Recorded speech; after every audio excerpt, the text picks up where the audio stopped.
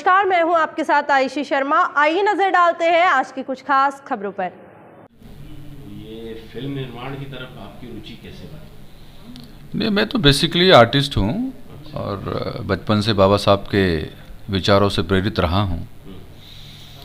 और बाबा साहब का विचार जो है गीत संगीत के माध्यम से जितना पावरफुली जा सकता है उतना और कोई माध्यम इतना सशक्त नहीं होगा, ये मैं पहले से जानता था। और मैं मतलब गाने लिखना कहो, गाना कहो, कोई नाटक हो या इस तरह का जो साहित्यिक गतिविधियों का काम हो, वह मैं पहले से करता आया हूँ।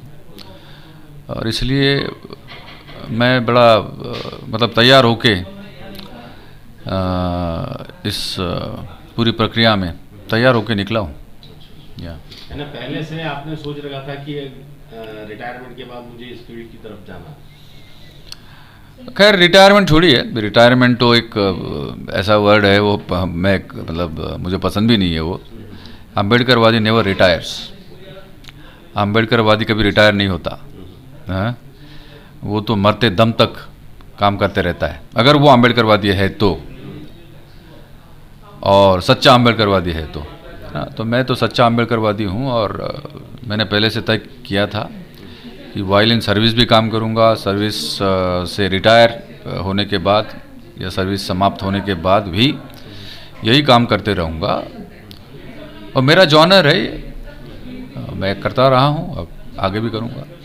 बैटल ऑफ कोरेगांव भीमा, ये इसका कॉन्सेप्ट कैसा है आपके? ये देखिए, ये सेल्फ रिस्पेक्ट को दर्शाते हुए आपको कैसे काम करना चाहिए, कैसे लड़ना चाहिए,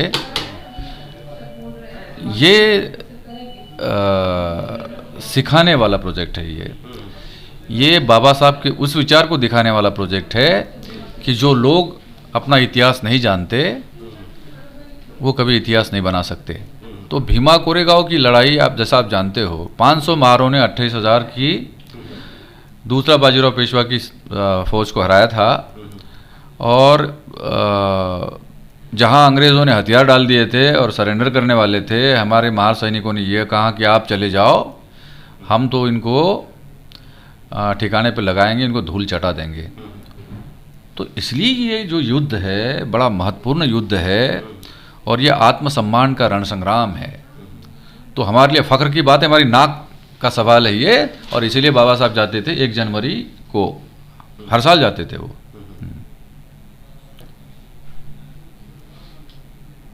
इसमें फिल्म को लेकर के क्या खासियत रहेगी सर? उसमें अपना फोकस किस चीज़ पर रहेगा? ये फोकस तो देखो, इस फिल्म का हीरो तो सब्जेक्ट है the battle of Bhima Koregaon, लेकिन साथ ही साथ इसमें जो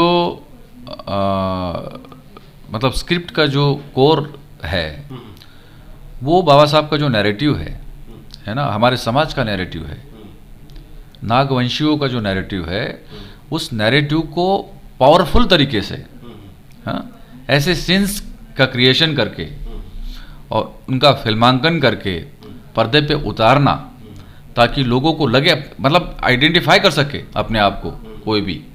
अगर हमारा शिदनाक लड़ रहा है या कोई कैरेक्टर हमारे समाज का नैरेटिव लेके लड़ रहा है, तो हमारे समाज के हर व्यक्ति को लगना चाहिए, अरे यार ये तो मैं हूँ, ये तो मैं हूँ। तो इस बात का ध्यान हमने बिल्कुल खास करके रखा है। और जब आप ये फिल्म देखेंगे तो आपको इसका अनुभव होगा।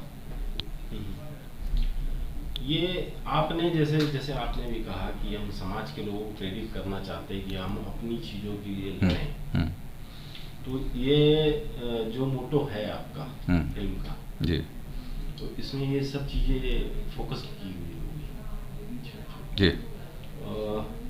इसमें और कौन कौन भूमिका निभा रहे हैं, किसकी सशक्त भूमिका है? जैसे अर्जुन रामपाल लीड रोल में हैं जी, इसके अलावा और क्या होगा? देखिए, अर्जुन रामपाल लीड रोल में है, जो शिदनाक है इस पूरे सब्जेक्ट के हीरो है। शिदनाक का रोल निभा रहे हैं अर्जुन रामपाल जी। और एक महत्वपूर्ण कैरेक्टर है, वो मैं रिवील नहीं करूँगा, वो एक बहुत ही इम्पोर्टेंट कैरेक्टर है, सोशल एक्टिविस्ट का कैरेक्टर है वो एक कैरेक्टर है। और शिदनाक के साथ जो उनकी पत्नी का रोल निभा रही है वो है दिगांगना सूर्यवंशी। फिर और भी बड़े बड़े कलाकार हैं, जैसे गोविंद नामदेव है, मिलिंद गुना जी है, कृष्णा अभिषेक है, और इनके अलावा सनी लियोनी, वो एक स्पाई का रोल निभा रही हैं, और वो डांसर भी हैं और स्पाई है, मतलब इस तरह का उनका रोल है। और बाकी चीज़ें जो शेदनाग के साथ में और भी कैरेक्टर्स हैं जो हमारे नैरेटिव को आगे ले जाते हैं, ऐसे कई कैरेक्टर्स हैं, तो सब अच्छे ही लोग हैं, मतलब जो एस्टेब्लिश लोग हैं उनको ही लिया है हमने। लेकिन इस फिल्म की और भी एक खासियत है, वो है इस फिल्म का संगीत और इस फिल्म के गाने।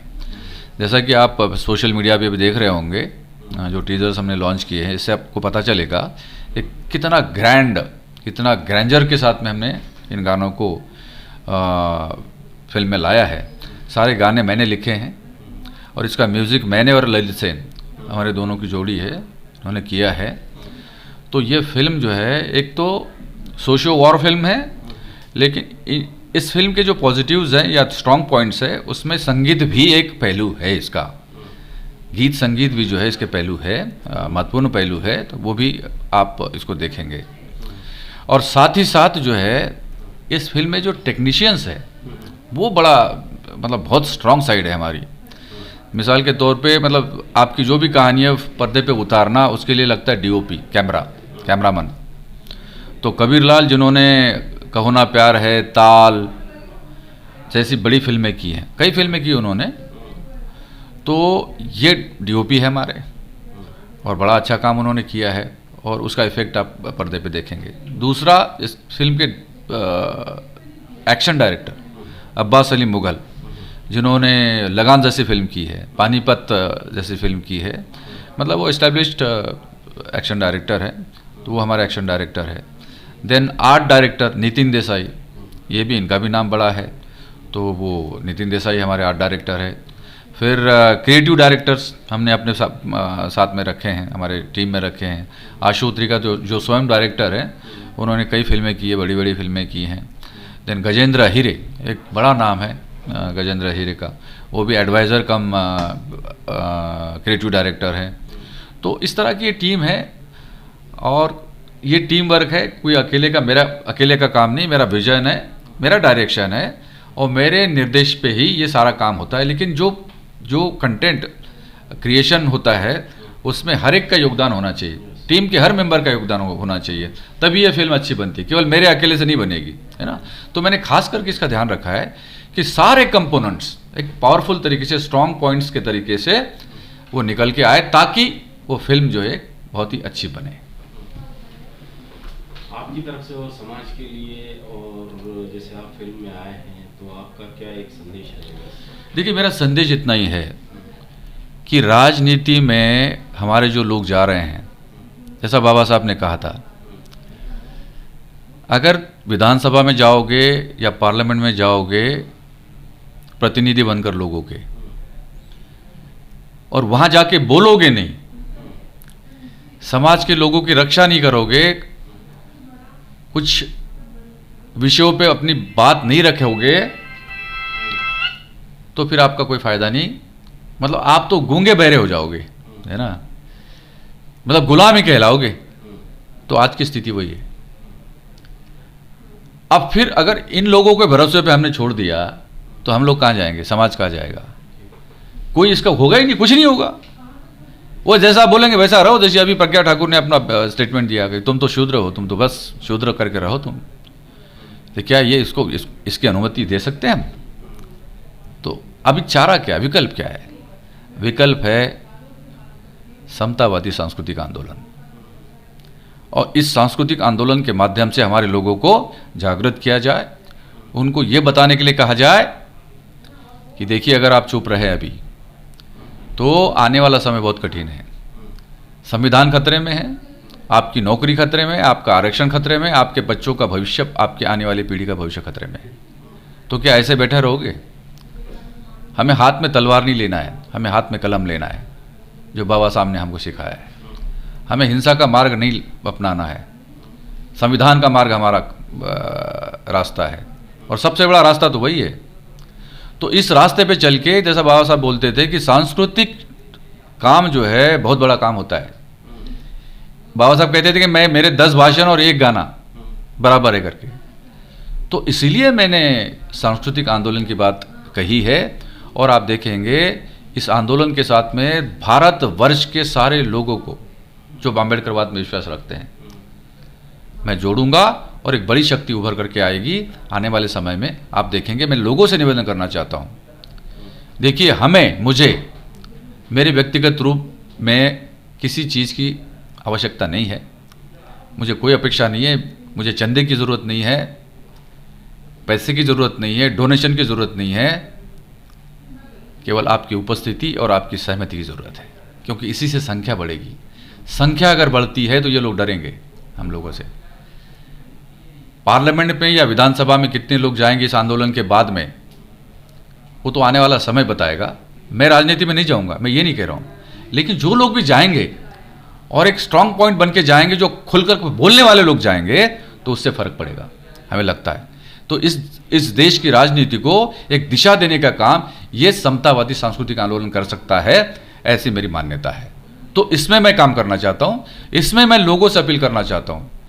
मेरी जो कंपनी है रमेश टेटे फिल्म्स और एक यूट्यूब चैनल है इक्वालिटी न्यूज़, ये दोनों चैनल एक तरह से एक बड़े पर्दे का काम और दूसरा इक्वालिटी न्यूज़ एक ऐसा काम जो समाज के अंदर जो अत्याचार अन्याय होता है या हमें कोई भी इशू पे बोलने नहीं दिया जाता है, एक माउथ पीस बन करके, समाज का माउथ पीस बन करके इक्वालिटी न्यूज़ यूट्यूब चैनल वो आना चाहता है। आपके सपोर्ट की ज़रूरत है। आप सब्सक्राइब करिए इन चैनलों को, आप देखिए, लाइक करिए और संख्या बढ़ाइए। देखिए मैं आपको आश्वस्त करना चाहता हूँ, मेरा जो एजेंडा है वो अंदर जो मन के भीतर जो एजेंडा वही एजेंडा है जो बाहर आपको दिख रहा है। कोई एजेंडा नहीं है, समाज की सेवा करना है। और इस समाज की सेवा करते करते जो बाबा साहब ने कहा था कि शासन करती जमात बनो, ये शासक वर्ग जो है उस वर्ग का हिस्सा आपको बनना है। ये तभी संभव है जब हम लोग इकट्ठा हो जाएंगे, और इकट्ठा हो और ताकत के साथ में इकट्ठा हो, ये मैं चाहता हूं। ठीक है, थैंक यू।